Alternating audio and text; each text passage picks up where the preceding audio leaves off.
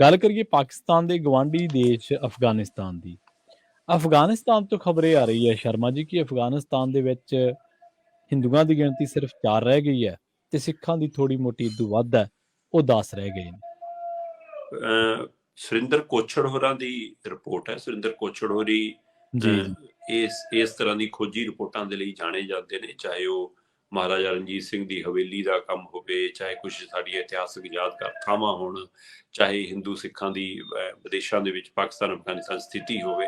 ਸੋ ਸੁਰਿੰਦਰ ਕੋਛੜ ਹੋਰਾਂ ਦੀ ਰਿਪੋਰਟ ਹੈ ਕਿ ਇਸ ਸਮੇਂ ਅਫਗਾਨਿਸਤਾਨ ਦੇ ਵਿੱਚ ਸਿਰਫ 4 ਹਿੰਦੂ ਬਚੇ ਨੇ ਤੇ 10 ਸਿੱਖ ਬਚੇ ਨੇ। ਬਾਕੀ ਸਾਰੇ ਮਤਲਬ ਕਿ ਲਗਭਗ ਭਾਰਤ ਜਾਂ ਹੋਰ ਮੁਲਕਾਂ 'ਚ ਜਾ ਚੁੱਕੇ ਨੇ। ਸੋ ਇਹ 14 ਮਤਲਬ ਜਿਹੜੇ ਮਤਲਬ ਕਿ ਉੱਥੇ ਪਰਿਵਾਰ ਨਹੀਂ ਮੈਂਬਰ ਬਚੇ ਨੇ, ਉਹ ਮੈਂਬਰ ਵੀ ਭਾਰਤ ਆਉਣ ਲਈ ਕਾਲੇ ਨੇ, ਸਿਰਫ ਉਹਨਾਂ ਨੂੰ ਵੀਜ਼ੇ ਦੀ ਉਡੀਕ ਹੈ। ਤੁਹਾਡੇ ਧਿਆਨ 'ਚ ਹੋਣਾ ਕਿ ਅਫਗਾਨਿਸਤਾਨ 'ਚ ਜਦ ਤੋਂ ਸਰਕਾਰ ਬਦਲੀ ਆ, ਉੱਥੇ ਉਹ ਜਿਹੋ ਜਿਹਾ ਰਾਜ ਆਇਆ ਉੱਥੇ, ਤੇ ਉਸ ਤੋਂ ਬਾਅਦ ਫਿਰ ਉੱਥੇ ਦਾ ਜਿਹੋ ਜਿਹਾ ਮਾਹੌਲ ਬਣਿਆ, ਗੁਰੂ ਘਰਾਂ ਦੇ ਉੱਤੇ ਮੰਦਿਰਾਂ ਦੇ ਉੱਤੇ ਵੀ ਕੁਝ ਸਮੇਂ ਪਹਿਲਾਂ ਜਿਹੋ ਜੀ ਮਤਲਬ ਕਿ ਅਟੈਕ ਹੁੰਦੇ ਰਹੇ, ਪਰ ਉਸ ਤੋਂ ਬਾਅਦ ਬੇਸ਼ੱਕ ਉੱਥੇ ਉਹਨਾਂ ਦਾ ਨਿਰਮਾਣ ਦੁਬਾਰਾ ਕਰਾਉਣ ਦੀ ਪਹਿਲ ਕਦਮੀ ਹੋਈ, ਪਰ ਉਸ ਹਾਲਾਤ ਦੇ ਵਿੱਚ ਹੁਣ ਸਿੱਖ ਤੇ ਹਿੰਦੂ ਉੱਥੇ ਰਹਿਣ ਲਈ ਮਤਲਬ ਕਿ ਮੁਨਾਸਬ ਨਹੀਂ ਸਮਝਦੇ, ਇਸ ਲਈ ਉਹਨਾਂ ਨੇ ਭਾਰਤ ਦਾ ਰੁਖ ਕਰਨਾ ਹੀ ਠੀਕ ਸਮਝਿਆ।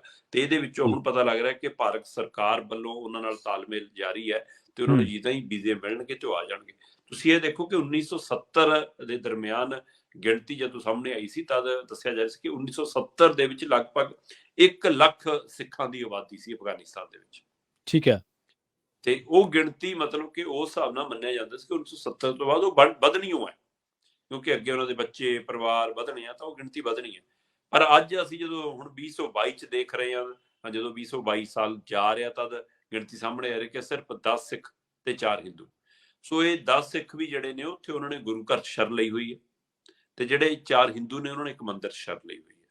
ਠੀਕ ਹੈ। ਉਹਨਾਂ ਕੋਲ ਕੋਈ ਸਹੀ ਰੂਪ ਚ ਕੋਈ ਘਰ ਟਿਕਾਣਾ ਵੀ ਨਹੀਂ ਹੈ, ਜਾਂ ਉਹ ਸੁਰੱਖਿਅਤ ਮਹਿਸੂਸ ਨਹੀਂ ਕਰਦੇ। ਉਹਨਾਂ ਨੂੰ ਗੁਰੂ ਘਰ ਧਾਰਮਿਕ ਸਥਾਨ ਹੀ ਇੱਕ ਸੁਰੱਖਿਅਤ ਲੱਗਦਾ, ਤੇ ਉੱਥੇ ਉਹਨਾਂ ਨੇ ਮਤਲਬ ਕਿ ਕੋਛੜ ਹੋਰਾਂ ਨਾਲ ਫੋਨ ਤੇ ਰਾਬਤਾ ਹੋਇਆ, ਫੋਨ ਤੇ ਉਹਨਾਂ ਨੂੰ ਇਹ ਜਾਣਕਾਰੀ ਹਾਸਲ ਹੋਈ, ਤਾਂ ਉਹਨਾਂ ਨੇ ਸਾਰਾ ਕੁਝ ਦੱਸਿਆ ਜੀ ਕਿ ਇੱਥੋਂ ਸਾਡੇ ਰਿਸ਼ਤੇਦਾਰ, ਸਾਡੇ ਆਂਢੀ ਗੁਆਂਢੀ, ਸਾਡੇ ਸਾਰੇ ਜਾ ਚੁੱਕੇ ਨੇ।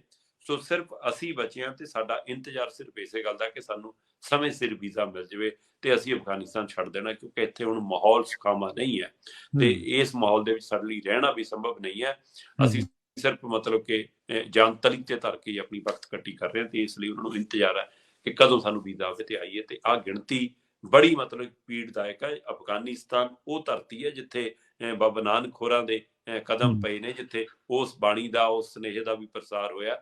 ਸੋ ਇਸ ਲਈ ਉਹਨਾਂ ਥਾਵਾਂ ਦੇ ਵਿੱਚੋਂ ਇੱਕ ਉਹ ਥਾਂ ਜਿਹੜੀ ਪਾਕਿਸਤਾਨ ਨਾਲ ਲੱਗਦੀ ਕਿਸੇ ਸਮੇਂ ਇੱਥੇ ਤੱਕ ਪੰਜਾਬ ਕਹਿੰਦੇ ਰਿਹਾ ਹੈ। ਸੋ ਉਸ ਹਵਾਲੇ ਨਾਲ ਜੇਕਰ ਆਪਾਂ ਗੱਲ ਕਰੀਏ ਤਾਂ ਇਹ ਇੱਕ ਚਿੰਤਾ ਵਾਲੀ ਖਬਰ ਹੈ ਕਿ ਇਸ ਮੌਕੇ ਸਿਰਫ ਉੱਥੇ 4 ਹਿੰਦੂ ਤੇ 10 ਸਿੱਖ ਬਚੇ ਨੇ, ਬਾਕੀ ਸਾਰੇ ਲਗਭਗ ਆਪਣੇ ਆਪਣੇ ਕਿਸੇ ਸੁਰੱਖਿਅਤ ਥਾਵਾਂ ਲਈ ਹੋਰ ਮੁਲਕਾਂ 'ਚ ਪਹੁੰਚ ਗਏ, ਜਿਨ੍ਹਾਂ 'ਚ ਬਹੁਤ ਗਿਣਤੀ ਭਾਰਤ ਆਏ ਨੇ।